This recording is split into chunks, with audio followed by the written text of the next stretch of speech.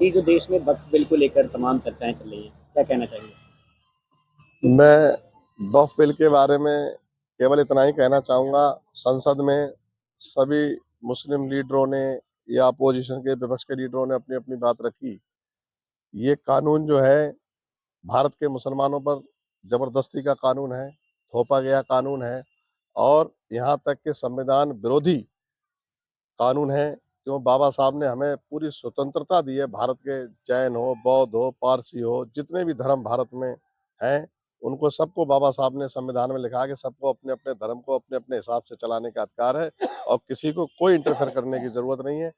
ये बिल ज़बरदस्ती लाया गया है, इसकी लड़ाई सुप्रीम कोर्ट में हम और लोग जो संशोधन किया है, क्या है उस बिल में ऐसा जो संशोधन में उन्होंने अपनी मनमानी की है, एक बल वक़्फ़ पे एक अलल औलाद एक बिल उसमें 2 तरीके का था, अलल खैर और अलल औलाद नाम से बिल था। उसमें जो अलल औलाद होता था, किसी का बेटा अगर मिसाल के तौर पे शराबी है या बिगड़ा हुआ है, तो वो मुस्लिम समाज के लोग वो जगह धार्मिक कार्यों को दे देते थे और जब तक उनकी पीढ़ी दर पीढ़ी चलती रहती थी, उसका यूज़ उनके नाती-पोते जो भी हैं वो करते रहते थे। लेकिन उसमें जब उसका कोई वंशज नहीं रहता था, तो वो जगह वक्फ बोर्ड की ऑटोमेटिक हो जाती थी, ऐसी व्यवस्था थी। अलल औलाद को इन्होंने खत्म करने की प्रक्रिया की है और गवर्नमेंट के अंडर में लिया है, उसका अध्यक्ष जिलाधिकारी रहेंगे। और तमाम चीज़ें यहाँ अगर बात करें आपके क्षेत्र में, तो किस टाइप के मुद्दे सामने आते हैं? मैं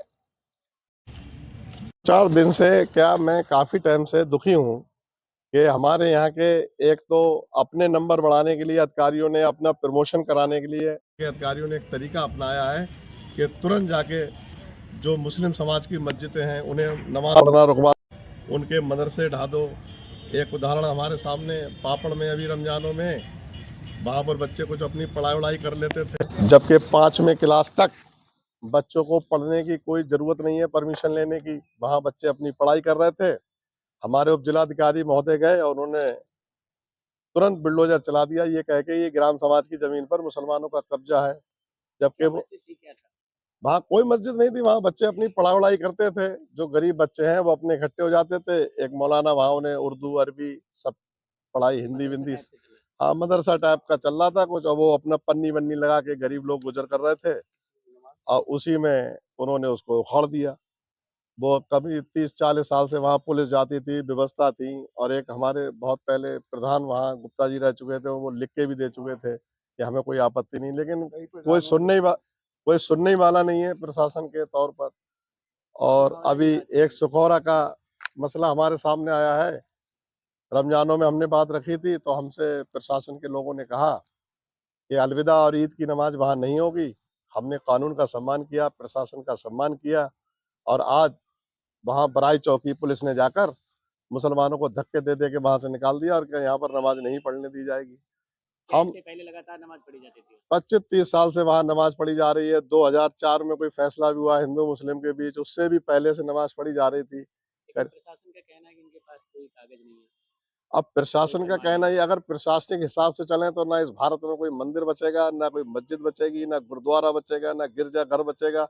अगर प्रशासन ईमानदारी से आ जाए तो मस्जिदों से ज़्यादा मंदिरों पे उसे बुलडोज़र चलाना पड़ेंगे, लेकिन वो चला नहीं सकते क्योंकि उन्हें शासन की मंशा के अनुरूप सुखौरा में कब से मस्जिद बनी हुई है? सुकौरा में तो ये करीब पहले धीरे-धीरे मस्जिद बनी होगी। नमाज़ तो मैं जहाँ तक मेरी जानकारी है 30-35 साल है मुझे राजनीति में हो गई।